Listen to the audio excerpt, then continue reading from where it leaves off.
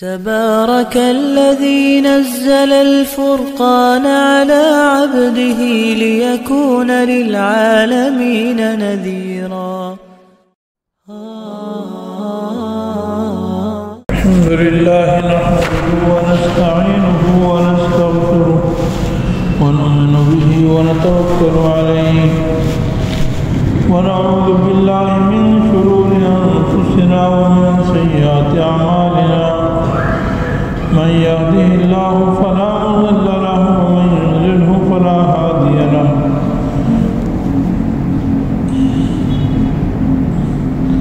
ونشهد أن لا إله إلا الله وحده لا شريك له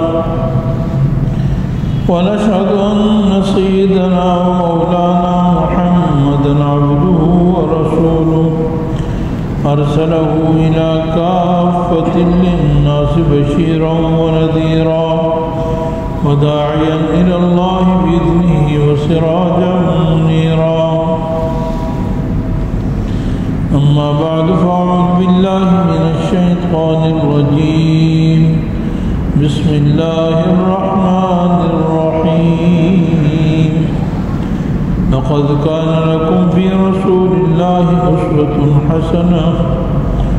صدق الله العلي العظيم وصدق رسوله النبي الحبيب الكريم ونحن على ذلك لمن الشاهدين والشاكرين والحمد لله رب العالمين.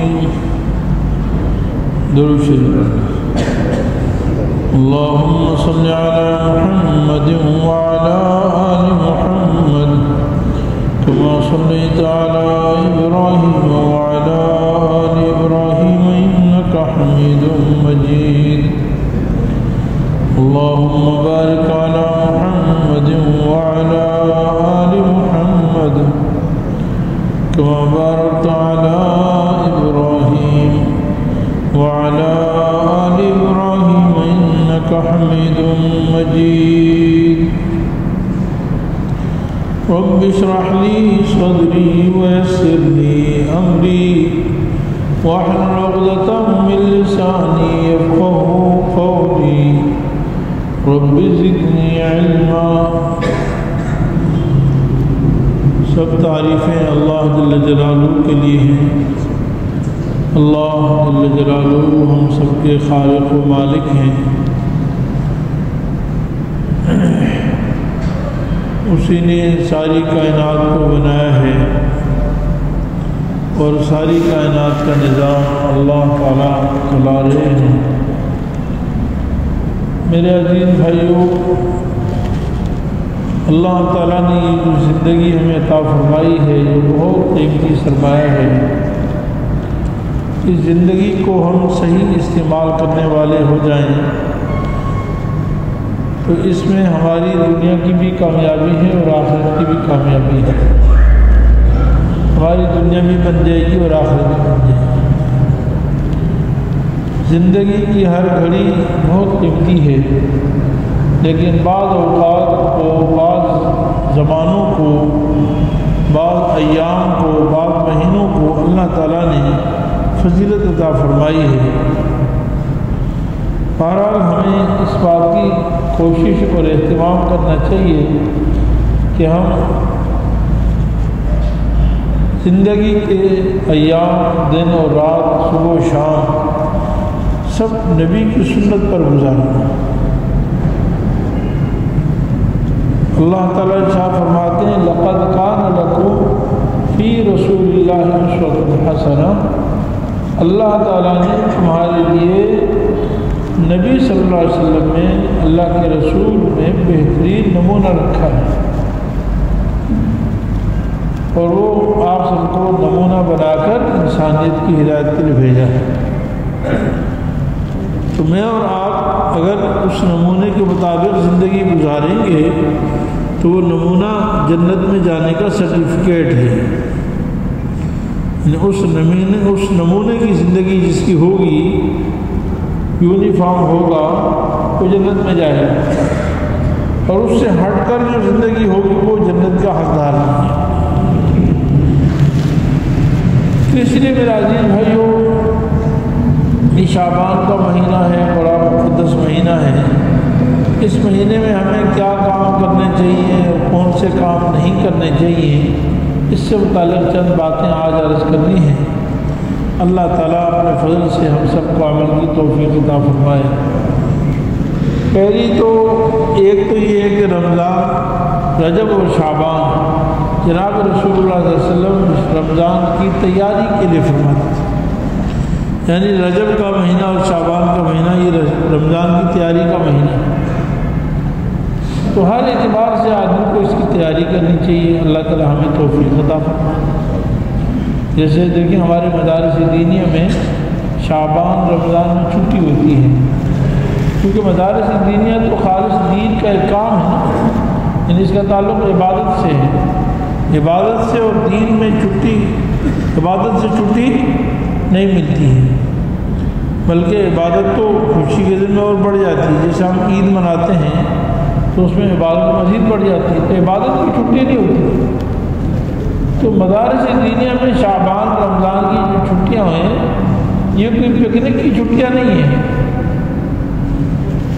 ایسی گھومنے پھرنے کے لیے چھٹیاں نہیں ہیں، بلکہ اصل میں یہ رمضان کی تیاری، یعنی رمضان کی تیاری کریں۔ اور مدارس والے علماء طلباء ماشاءاللہ وہ اس مہینے میں کثرت سے قرآن پڑھتے ہیں تاکہ رمضان مبارک میں قرآن سنانے میں آسانی ہو جائے۔ یہ وہ ہے کہ رمضان کی تیاری ہے۔ تو اس طرح جتنی ہماری رمضان کی ضروریات ہیں اس کے لیے پہلے سے تیاری کرنی چاہیے۔ تو شعبان رمضان میں، رجب اور شعبان میں ایک بہت بڑا کام جو رمضان کی تیاری کا ہے، اور تیاری میں سے ایک چیز جو سنت سے ثابت ہے وہ ہے رسول اللہ صلی اللہ علیہ وسلم نے فرمایا اللہم بارک لنا فی رجب و شعبان وبلغنا رمضان، یعنی ہم اپنی دعاؤں کا حصہ بنا لیں کہ اللہ تعالیٰ سے دعا مانگیں کہ اللہ ہمیں رجب اور شعبان میں برکت عطا فرما اور ہمیں رمضان تک پہنچا دے، یعنی رمضان کی سعادتوں سے مالا مال فرما دے۔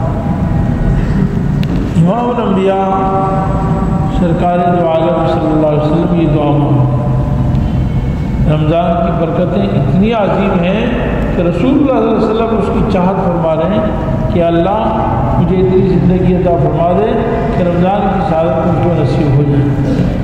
تمہارا یہ فکر، یہ شوق، یہ رغبت، یہ جذبہ میرا اور آپ کا بھی ہونا چاہیے، اور اس کے علاوہ بھی تیاری کریں۔ جیسے کپڑے بنانے ہیں ابھی سے بنا لیں، جوتے خریدنے ابھی سے خرید لیں، جو ضروریات ہیں رمضان کی ابھی سے کر لیں تاکہ رمضان میں ہمارا کوئی وقت ضائع نہ ہو۔ اللہ تعالیٰ ہمیں اس کی توفیق عطا فرمائے۔ دوسری بات رمضان و شعبان میں جو کرنے کی ہے، حدیث میں آتا ہے کہ آپ صلی اللہ علیہ وسلم نے کبھی پورے مہینے کا روزہ نہیں رکھا رمضان کے علاوہ۔ رمضان کے علاوہ آپ صلی اللہ علیہ وسلم نے پورے مہینے کا روزہ کبھی نہیں رکھا سوائے شعبان۔ شعبان کا مہینہ گویا کہ آپ صلی اللہ علیہ وسلم روزہ رکھتے تھے۔ علماء فرماتے ہیں اگر کہ یہاں پورے سے مراد اکثر ہے، کثرت سے روزہ رکھتے ہیں۔ اتنی کثرت سے روزے آپ صلی اللہ علیہ وسلم نے کسی مہینے میں نہیں رکھے جتنے شعبان میں روزے رکھتے تھے۔ تو علماء فرماتے ہیں یہ بھی گویا کہ رمضان کی تیاری ہے کہ انسان جو ہے پورا سال کھاتا پیتا رہے بغیر بریک لگائے، بس کھانے کی عادی ہے صبح سے شام تک، تو یکدم رمضان جب آ جائے گا تو قیامت ٹوٹ پڑے گی۔ اوہو کیسے ہو صبح سے شام تک اب بھوکا رہنا۔ اور جس کو روزہ رکھنے کی عادت ہوگی، نفلی روزے رکھتا ہے تو اس کی عادت بن جائے گی، اور رمضان میں اس کے لیے زیادہ پریشانی نہیں ہوگی۔ اسی عادت کے لیے آپ صلی اللہ علیہ وسلم شعبان کے مہینے میں کثرت سے روزے رکھتے تھے۔ ویسے تو آپ صلی اللہ علیہ وسلم ہر مہینے میں روزے رکھتے تھے، یعنی ہر مہینے میں ایام بیچ کے 13، 14، 15 کو روزہ رکھتے تھے، پیر جمعرات کا روزہ ہر دفعہ رکھتے تھے وغیرہ۔ تو ہمیں بھی اس کا اہتمام کرنا چاہیے، کثرت سے روزے رکھنا چاہیے۔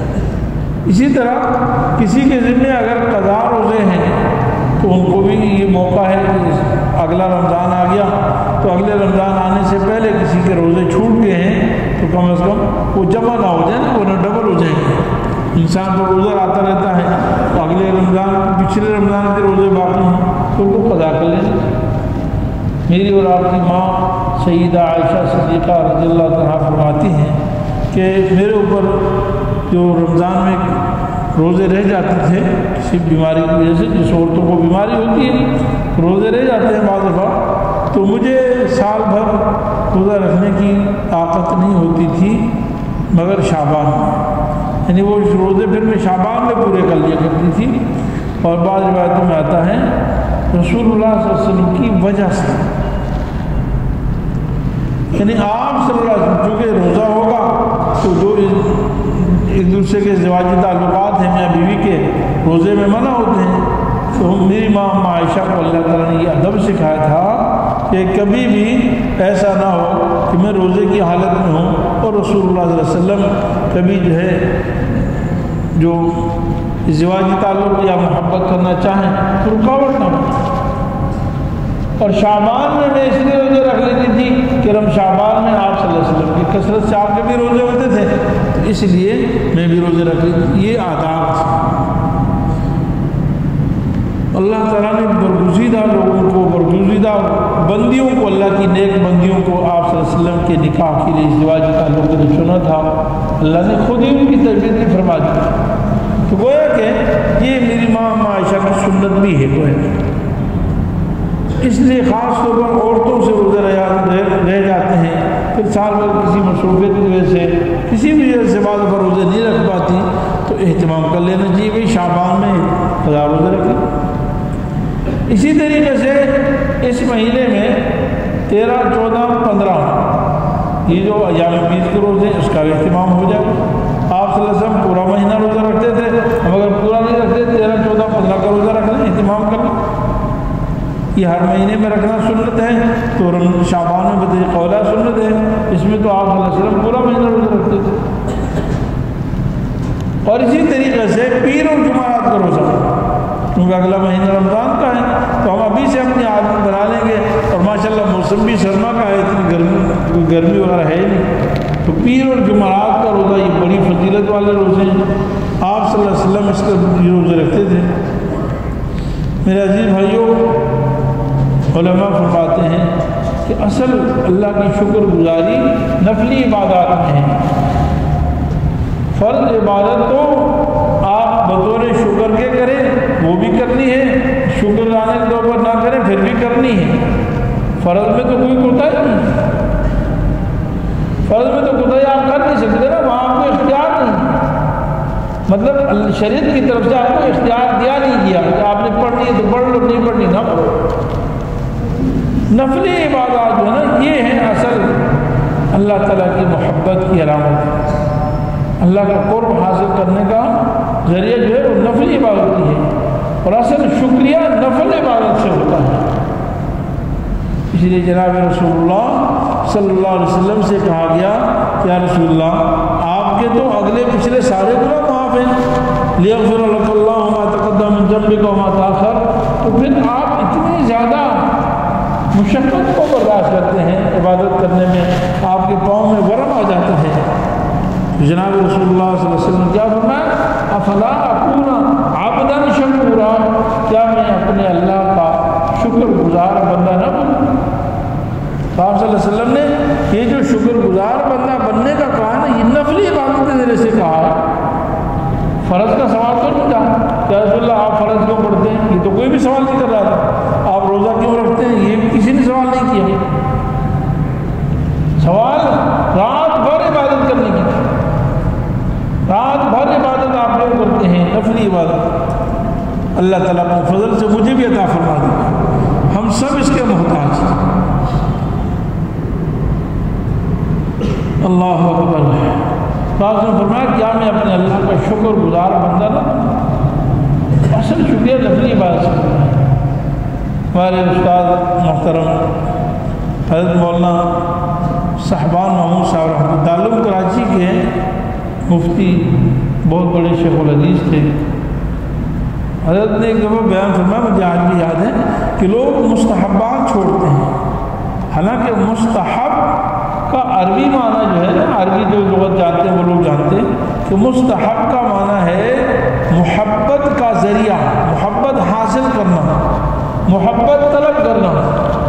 یعنی اگر تم یہ چاہتے ہو کہ ہم اللہ کے محبوب بن جائیں، یا تم یہ چاہتے ہو کہ اللہ ہم سے محبت کرنے لگ جائے، اللہ کی محبت کا اظہار کرنا چاہتے ہو کہ ہمیں اللہ سے محبت ہے، اللہ ہم سے محبت کرے، ہم اللہ سے محبت کرنے والے، یحبوہم ویحبونہ، کہ اللہ ان سے محبت کرے، ویحبونہ، اور یہ بندے اللہ سے محبت کرنے لگ جائیں، جیسے صحابہ کی صفت فرمائے رضی اللہ عنہم ورضوا عنہ، اللہ ان سے راضی اور وہ بھی اللہ سے راضی۔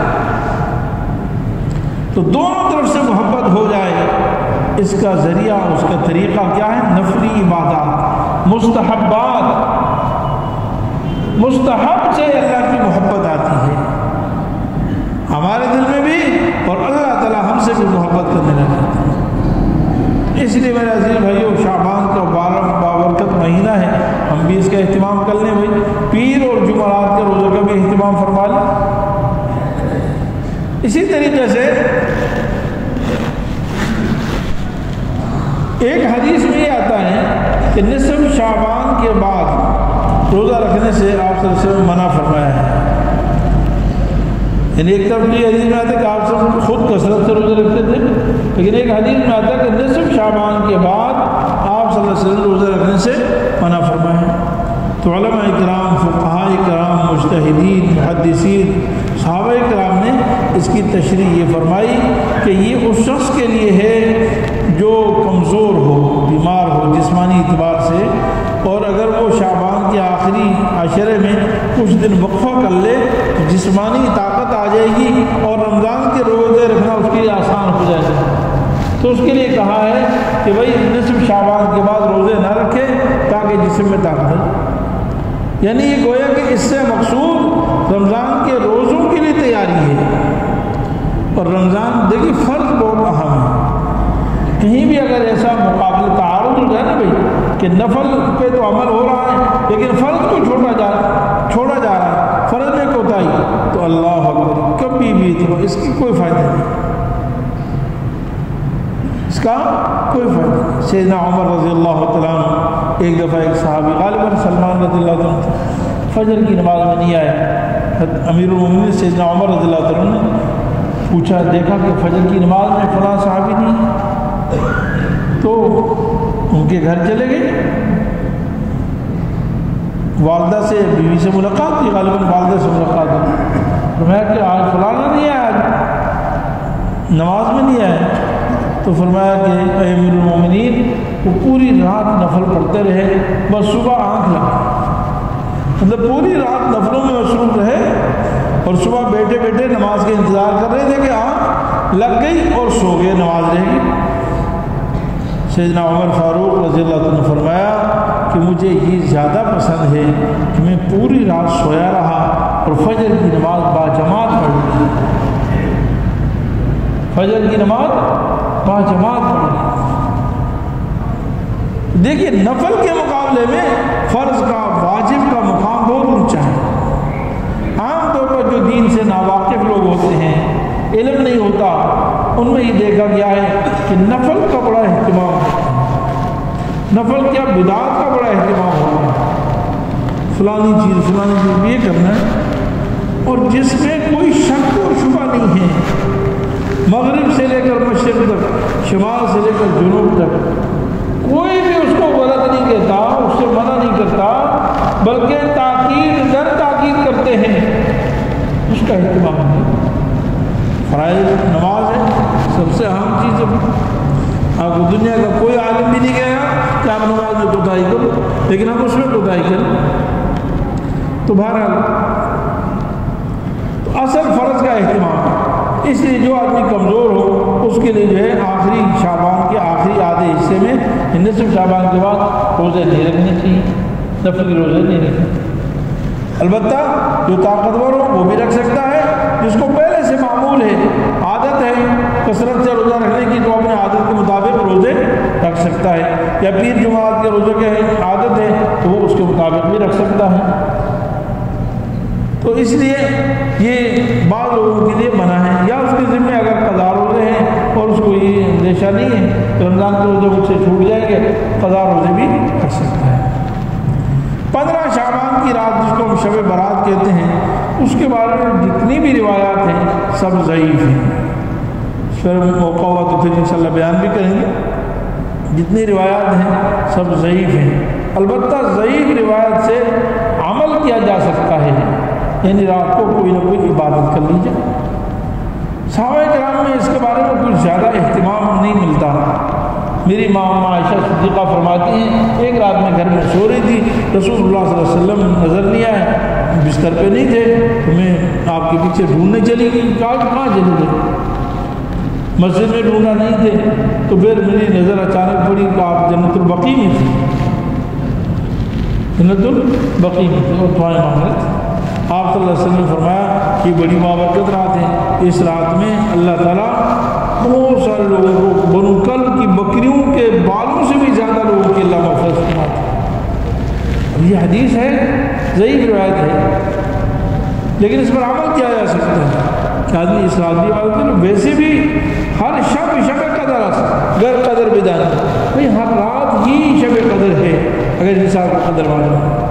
بھائی انسان کے لیے تو ہر گھڑی قدر والی ہے نا، اگر اللہ کی قبولیت ہو جائے، ایک دعا بھی صحیح قبول ہو جائے صحیح کسی موقع پر، تو ہم وہی رات اس کے لیے شب قدر ہے، وہی گھڑی اس کے لیے شب قدر ہے۔ اس لیے شب برات جس کو ہم کہتے ہیں 15 شعبان، جس کے بارے میں اکثر حدیثیں ضعیف ہیں اور زیادہ تر جو شب برات کے بارے میں باتیں مشہور ہیں وہ حقیقت میں شب قدر ہے جو رمضان میں ہوتی ہے۔ یہ بھی دیکھنے میں اللہ معاف فرمائے، ان اس قدر ہم جو دین سے دور ہیں کہ شب برات کے بارے میں جتنی روایت ضعیف ہیں اس کا اہتمام زیادہ نظر آتا ہے، اور شب قدر کے بارے میں کوئی اختلاف نہیں ہے کہ وہ رمضان کے آخری عشرے میں ہے، پکی بات ہے، لیکن اس میں اہتمام نہیں ہوتا۔ آخری عشرے میں تو ہمیں سب سے زیادہ عید کی تیاری کرنی ہوتی ہے۔ اللہ تعالیٰ ہم سب کو معاف فرمائے۔ تو سنت سے ضابطہ اس سے دور ہے۔ میرے عزیز بھائیوں، یہ نقطہ ہے، قرآن نے بتایا، اللہ تعالیٰ نے ہمیں بتایا کہ بھائی سنت پر چلو۔ نبی کی سنت جو ہے یہ 100% کامیابی کا راستہ ہے۔ حضرت حکیم اختر صاحب رحمۃ اللہ علیہ میرے شیخ تھے، ان کے خانقاہ میں یہ شعر لکھا ہوا پورا لگا ہوا ہے، اور ہمارے بزرگان دین کئی میں نے بڑے بڑے بزرگوں سے سنا، فرماتے تھے بعض دفعہ اللہ والوں کی زبان سے کوئی ایسا جملہ نکلتا ہے کہ وہ سنہری حروف سے لکھنے کے قابل ہوتا ہے۔ تو حضرت کا یہ شعر ایک اللہ والے نے مجھے بتایا، میں تو سمجھتا ہوں کہ نفلی عبادات میں حضرت کی مغفرت کے لیے شعر ہی کافی ہے۔ یہ جو شعر ہے اتنا خوبصورت پیرائے میں ہے، فرمایا نقش قدم نبی کے ہیں جنت کے راستے، نقش قدم نبی کے ہیں جنت کے راستے، اللہ سے ملاتے ہیں سنت کے راستے۔ یہ اپنا لیں کہ بھائی مجھے سنت پر چلنا ہے، شادی ہو تو سنت پر چلنا ہے، غمی ہو تو سنت پر چلنا ہے، زندگی کے صبح و شام ہو تو سنت پر چلنا ہے، معاملات، معاشرت، اخلاق، سیاست و حکومت مجھے وہی کرنی ہے جس طرح جناب رسول اللہ صلی اللہ علیہ وسلم، جناب خلفائے راشدین نے جو ہمیں طریقہ بتایا، اس کو اپنا لیں، 100% جنت کا راستہ ہے۔ نقش قدم نبی کے ہیں جنت کے راستے، اللہ سے ملاتے ہیں سنت کے راستے۔ اللہ تعالیٰ ہمیں زندگی پر سنت پر عمل کرنے کی توفیق عطا فرمائے۔ بہرحال اس کے علاوہ 15 شعبان کا لوگ روزہ رکھتے ہیں، اس کے لیے تو ضعیف روایت بھی نہیں ہے۔ ہاں روزہ جیسے 13، 14، 15 کا روزہ ہے جو ایام 20 کا روزہ، اس کی اعتبار سے رکھے، ویسے بھی جب چاہے آدمی روزہ رکھے، لیکن الگ سے کوئی فضیلت کو مت سوچے کہ 15 شعبان کا کوئی الگ سے فضیلت ہے روزہ رکھنے کی، یعنی الگ کوئی خصوصیت نہیں ہے، ہر مہینے کی 15 تاریخ میں رکھیں، ویسے بھی آدمی جب چاہے روزے رکھ سکتا ہے۔ تو اس کے علاوہ جو ہے تو فضولیات ہوتی ہیں باللہ شب برات میں، اس کو تو کوئی بھی مسلمان کیا ذرا سا بھی شعور کسی کو، اس کو دین کیسے کہہ سکتا ہے؟ پٹاخے بجتے ہیں اور پتہ نہیں کیا کیا اس طرح کی خرافات ہوتی ہیں، اس کا دین سے کوئی تعلق نہیں ہے۔ ہمیں خود اہتمام کرنا چاہیے اور اپنے بچوں کو، بھائیوں کو، گھر والوں کو، رشتہ داروں کو بھی سمجھانا چاہیے کہ اس طرح کے فضول کام ہوتے ہیں۔ بہت ساری بدعات و خرافات بھی ایسے ہیں کہ بھئی کہتے ہیں جی فلاں رات میں آپ نے اس طرح کی عبادت کر لی، ایسی نماز پڑھ لی اور یہ کر لیا اور وہ کر لیا تو یہ ہو جائے گا۔ قصے کہانیاں مشہور ہیں، اس کا بھی اسلام سے کوئی تعلق نہیں ہے۔ آپ 15 شعبان کو بس جو ہے کوئی بھی عبادت کرنا چاہیں تو کر لیں، اللہ سے معافی مانگیں، جو بھی آپ سنت کے مطابق ہے۔ اجتماعی عبادت سنت سے ثابت ہے، میں نے بتایا نا، دیکھو رسول اللہ صلی اللہ علیہ وسلم اکیلے جنت بخشی میں گئے ہوئے۔